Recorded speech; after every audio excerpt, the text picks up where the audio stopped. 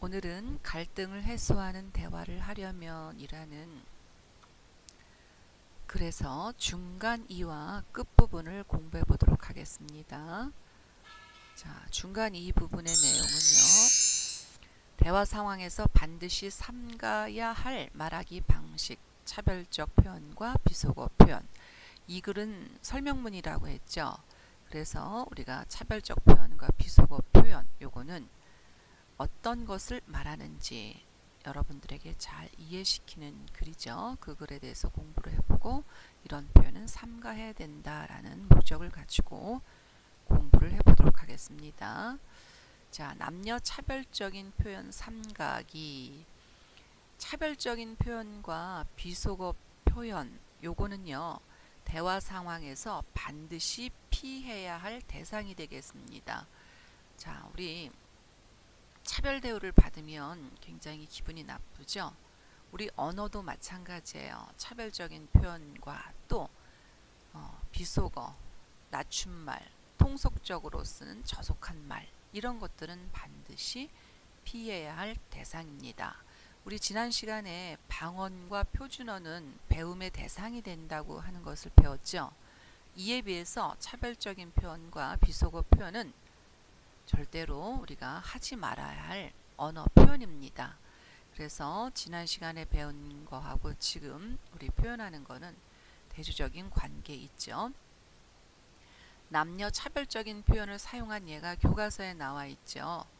자, 일상생활에서 우리는 넌 남자니까 내가 참아라, 또는 여자니까 내가 참아라.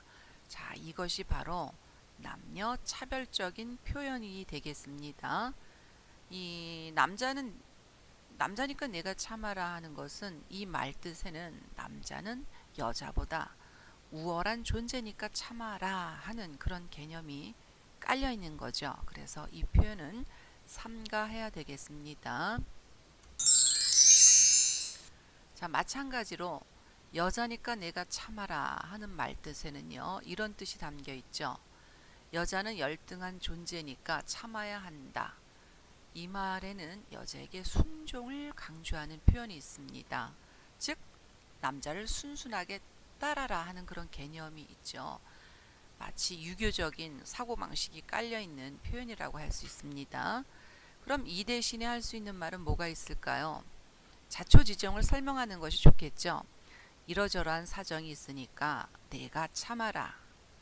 그래서 동의나 이해를 구하는 방법을 사용한다면 우리 남녀 차별적인 그런 표현을 피할 수가 있겠습니다. 그 다음에 인종 차별적인 표현을 삼가해야 된다. 자, 왜 그럴까요?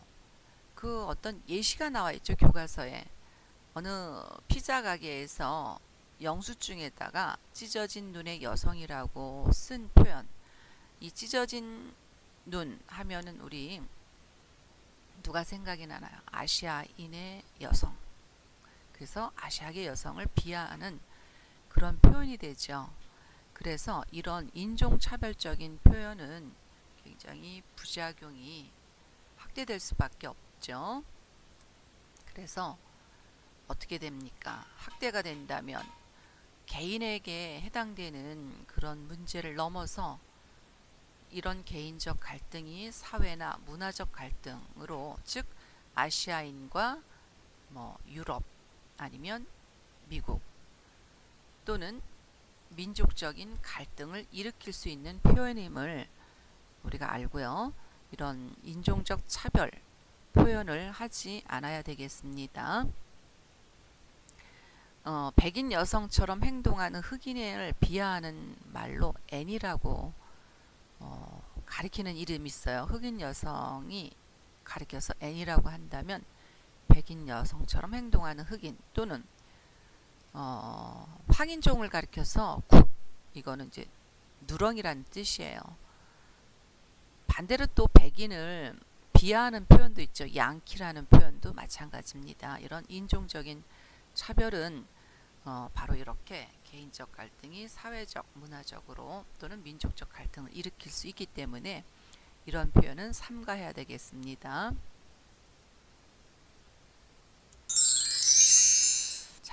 또 통신 기술의 발달로 늘어난 비속어 표현이나 욕설이 있습니다. 그러면은 통신 기술이 발달로 왜 이렇게 늘어날까요? 늘어나는 이유는 바로 요거죠. 익명의 공간인 인터넷상에서 거리낌 없이 사용된다는 거. 자, 이름이 알려지지 않는 공간이 되겠죠. 인터넷상에서. 그러니까 남이 나를 모르니까 마음대로 공격하는 수단이 되기도 합니다. 그래서 인터넷상에서 욕설은 난무하죠. 쪽팔린다, 열받는다. 이거는 사실 비속어. 자, 비어라고 한다는 거는 뭐냐면요, 점잖지 못하는 낮춘말이고요. 속어는요, 통속적으로 쓰이는 속된 말. 점잖지 못하는 말의 예를 들어볼까요? 우리 입을 갖다가 아가리 또는 주둥아리 또는 주둥이라고 이야기하는 거, 이거 비어에 속하죠. 또 목을 갖다 모가지라고 하는 거, 비어고요. 낮춘말이 되죠. 입의 낮춘말, 목의 낮춘말.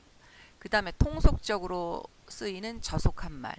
우리 도망가다라는 말을 토끼다라는 말, 또는 거짓말을 공갈이라고 한다는 거, 횡령을 하는 것을 삥땅, 너무 분하고 너저분하고 미운 짓거리를 한다, 개지랄, 이런 것들이 통속적으로 쓰이는 저속한 말인데, 비어나 속어의 이런 것이 좀 구분하기가 애매해서 비어나 속어를 우리가 그냥 비속어라고 해서 한데 묶어서 이야기를 하죠.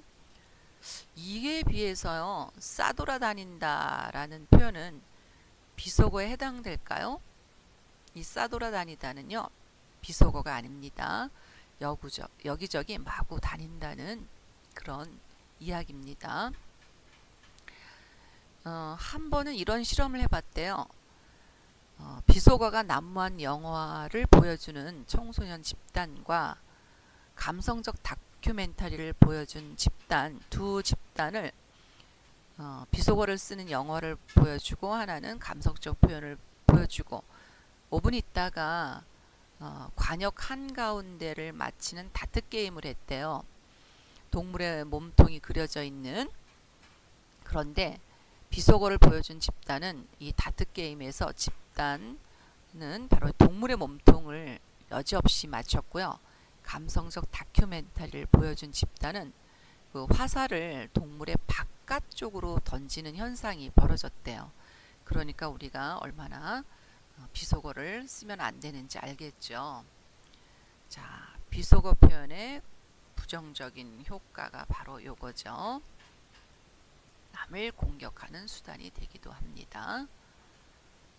자, 그러면 이런 말을 갖다가 전문가의 말을 인용해서 글의 신뢰도를 높였죠.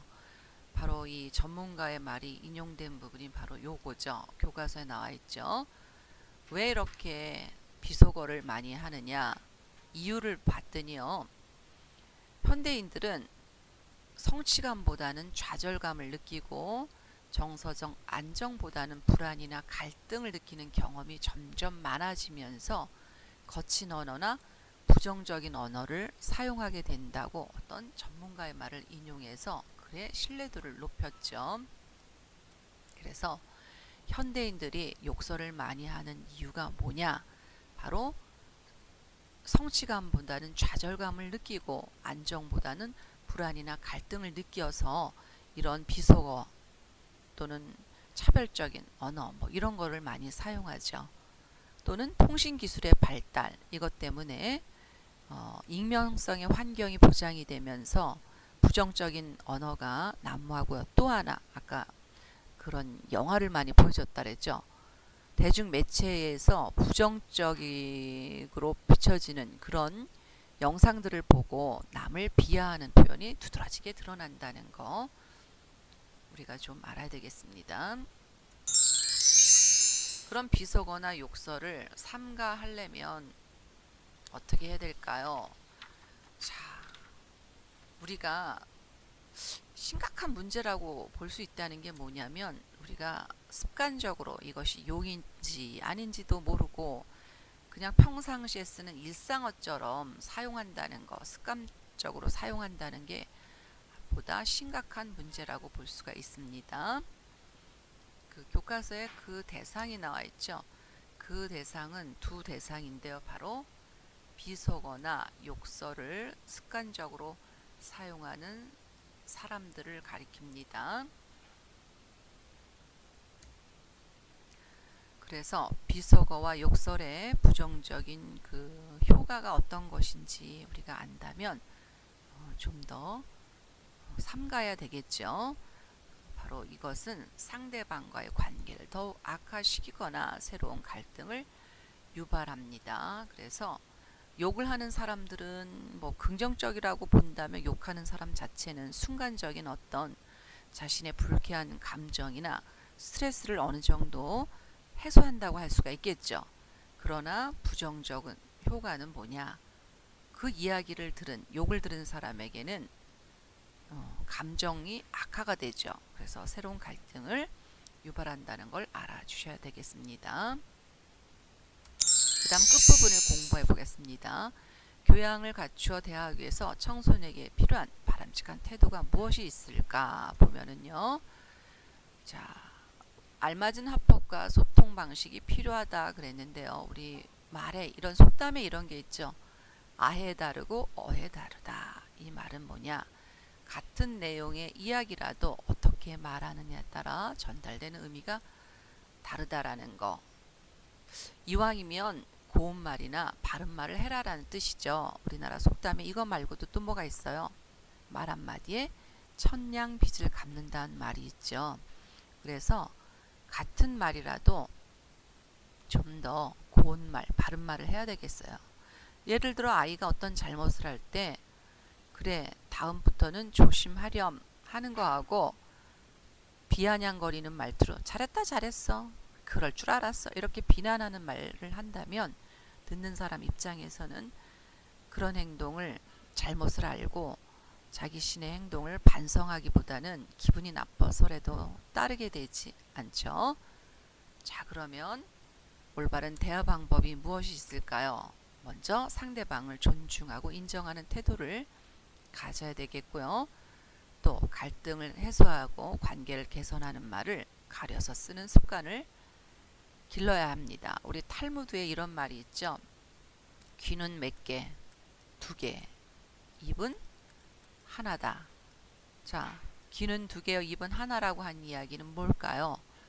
바로 남의 말은 신중히 더 열심히 듣고 자신의 입에서 나오는 말은 신중히 하라라는 말이죠. 그래서 우리 청소년 여러분들은 좋은 것과 나쁜 것을 분간해서 올바른 대화 방법으로 대화를 해야 되겠습니다.